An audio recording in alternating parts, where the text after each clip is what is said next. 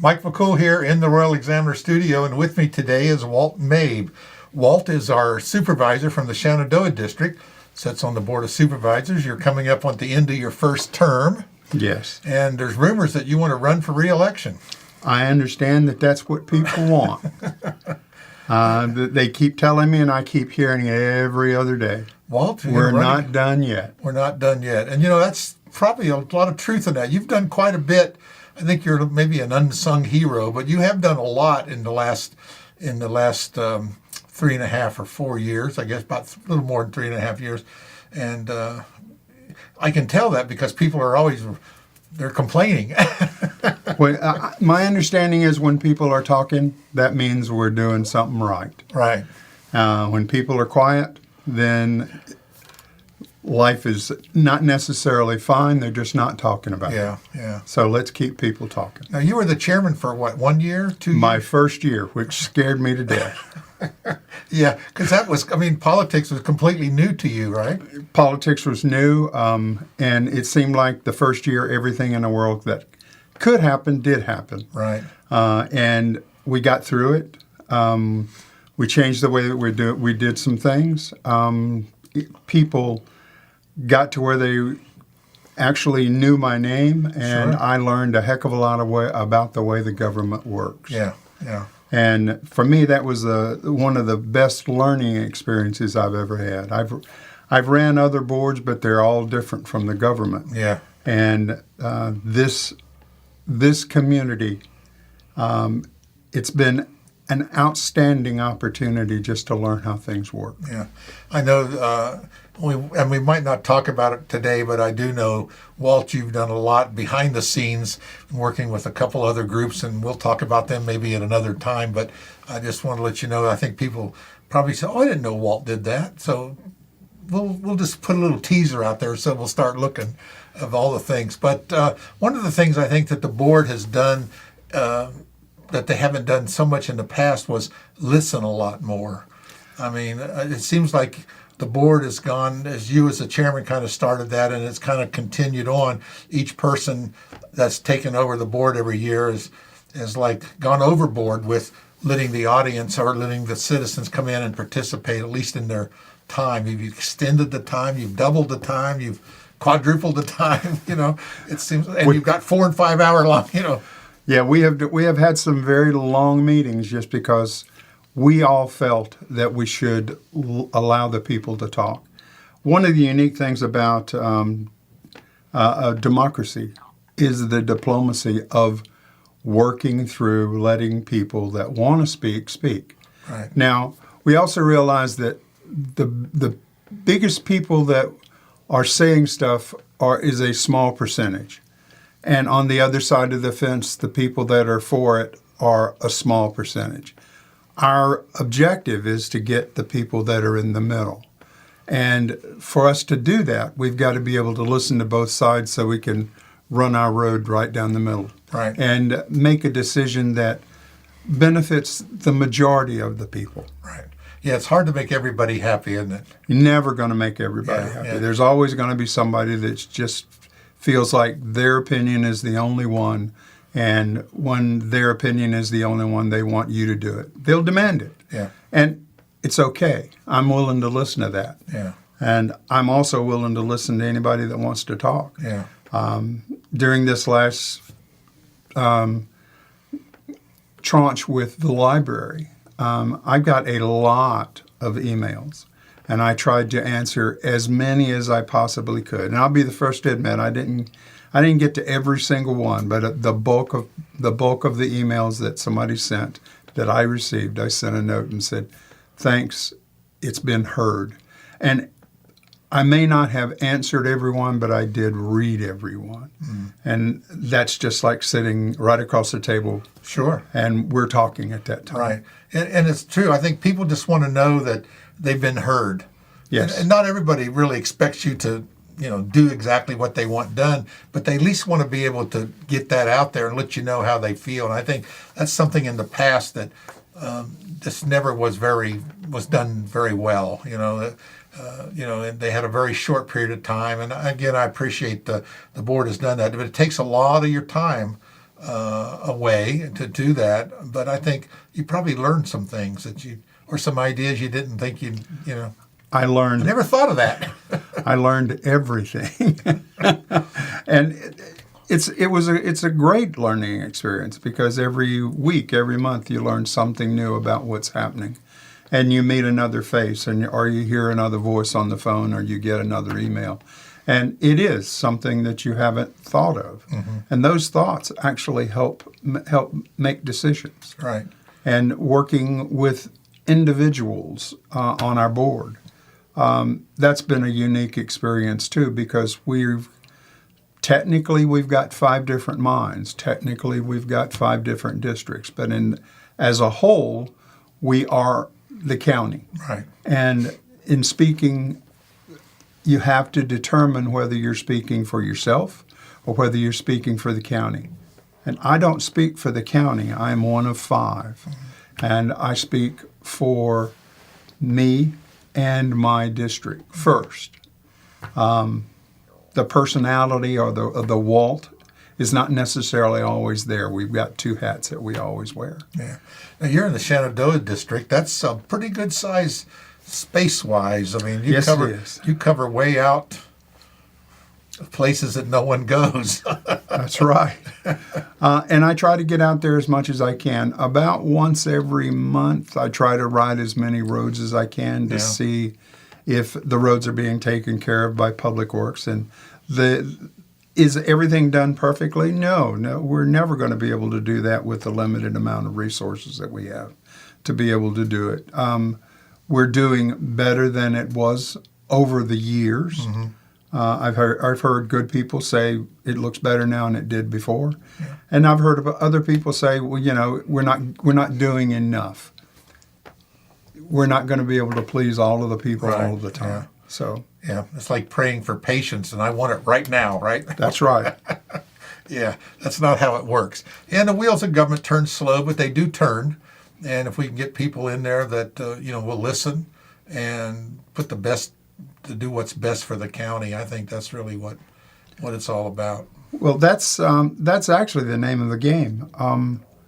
Working for the county is the county, and we all develop a style, and I guess my style is a little quieter than others. But I talk to a lot of people, and I talk to a lot of the county folks, and my job is to. I feel that my job, and I'm not speaking for the board.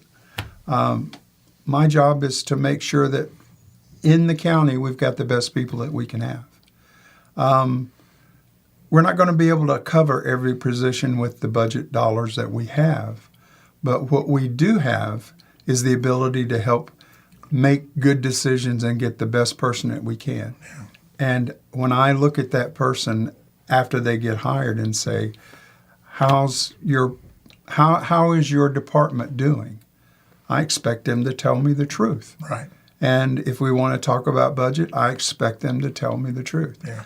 Because they don't want me or they don't want everybody and their brother in there trying to figure out what's going on Right. and what dollars are spent where and how. They want to know that the dollars are spent wisely and they've got the answers. Right. So when I ask a question, I expect normally an answer. Right. And I try not to be a jerk about it. I just want to know. Well, I was just thinking back of all the things just in the last 4 years. Maybe it's even been longer, but I do know the county has made a lot of changes and improvements, and we don't necessarily see them because if we live in the town. But we go out to your area. I mean, I think every district now almost has a park. Yes. Right. And they're nice. I mean, so instead of driving into town you got swing sets and slides, and I think they built a nice one out there at Dismal Hollow, right? And yes. That's here in your district. I think they all got parks now. They got walking trail. We've done amazing things with what a lot of we've had. things. I mean, just a little. I mean, we look about all the things and the amenities that we have, and we've got. I can't think of all the things. I know you've aggravated a couple sanitary districts, but sure. The fact that we have a sanitary district as a former board member and chairman at Shenandoah Farms, I know we struggled for a lot of years trying to get stuff done, and we can only raise $50,000 a year, and you can't even move snow for $50,000. No, not anymore. Not anymore, and so I know there's some frustrations there, but there's been a lot of improvements there. There has been. I believe the number of miles of road is about 50 to 55 miles of road. There's a lot up there. There's just a lot up there, and there's a lot of people. There's it's probably the second largest sanitary district in the state. Yeah. So we've got a lot of things that we need to do constantly, like snow removal, putting in culverts, doing asphalt, doing tar and chip. There's a lot that needs to be done. Well, these areas, like I said, I've lived up there for about 10 years, and I know that they were all developed. In fact, your whole areas they were developed as recreational areas. Never really were meant on the drawing board. They were never meant for permanent residence. And you have that, and then you've got 4 or 5 more over on the other side by Linden. That the same way. Never, and all of a sudden, all of these have turned into basically R1. They are permanent dwellings now, and we've got people that live there year round. Yeah. Less folk are recreational folk, and I hate to say it, but a long time ago when they started doing this, they would say, "Yeah, I'll sell you a lot," and they'd kind of draw it out. Sure. And it is not absolutely correct, and we're still finding errors. Yeah. And we're going to continue to find errors. Yeah, I can remember that too. They were drawn on the back of a napkin sometimes, and I was going to say that, but I can tell you, I can remember when I drilled when we bought our property, go up there. Yeah, I want to put the well. Oh yeah, that's your lot. And the guy comes, oh, that's not your lot. Your lot. So, the lots were small, and I can remember I built a house out at Shenandoah Shores. Yes. I ended up with 3 lots in order to get the drain field to fit on the lot, and between slope and size and everything else. We didn't know. We didn't know that. It was a long time ago, but, you learn. You learn. And they've adapted, and there's a lot of changes. So these are the kind of things that, we have these improvements. I think the county has drastically changed in the last 20 or 30 years, and it's going to change again. It's going to change more. And change is a really difficult thing. It takes time. You can tell me, I want change, or it should change, or we should do. Shenandoah Shores is a great example. Right. We've only got one entrance, one exit Right. out of there. There's a lot that's got to happen before we can ever get another entrance and exit. Yeah. And that could take years. Yeah. Well, I think we finally got most of the people to understand that it's just not going to happen overnight, even though the potential is there for a problem to really happen. Right. But we just got to work through it. People don't realize our county is like one of the smallest counties in the state. We've got 2 interstates, 2 rivers, Mountains all around us. and I don't know how many railroad lines chop up our county, and we got what's left. And we try to make all that work and come together. It's a difficult job. But And all of that was here before we were. that's right. That's right. And they're going to stay. We're not moving them. So, That's right. But anyway, I appreciate anyone and everyone that runs for these offices. It's a lot of work. I'm sure you've put a lot of miles on your car and a lot of hours to do this. And like you say, it's not done yet. No, it's not done yet. Well, one thing I want to do is have you come back a couple more times before election, because let's talk about, because these things can go on for a long time, but let's talk about budget. Absolutely. And let's talk about our school system. I think we can do that. That's because that's a county-funded thing. And I know a lot of things have changed on the budget, how we do them. How we do them is one of the biggest things that have changed. Yes, and how we can find stuff. That's important, where our money goes. And I think so. Come prepared. Next time we'll talk about the budget. We'll get the school thing in there, and we'll see how it goes, and we'll work it out. We'll see if I can't answer all your questions. Well, I know it's like I know you can. I will do my darndest. I know you will. Walt, I really appreciate it. Let's schedule some time. We'll come back soon. I want to remind people that there is still time, very few days left to register to vote. And early voting is going on. Yes, early voting is going on, so you can vote. The election is November 7th, so please vote. If you have questions for Walt or any candidate, just reach out because they are out beating the doors down in the county, and you'll see a lot of candidates out there. And Yeah, one of the advantages I have is I have my name and phone number right on the county website, there so you they go. can call me. You can find you. They can email me. I'm not hidden at all. No, we'll find you. Yeah, I know. I know. Track me down. Appreciate it again, Walt. Thanks so much. Thank you. Appreciate everybody's time. Thank you.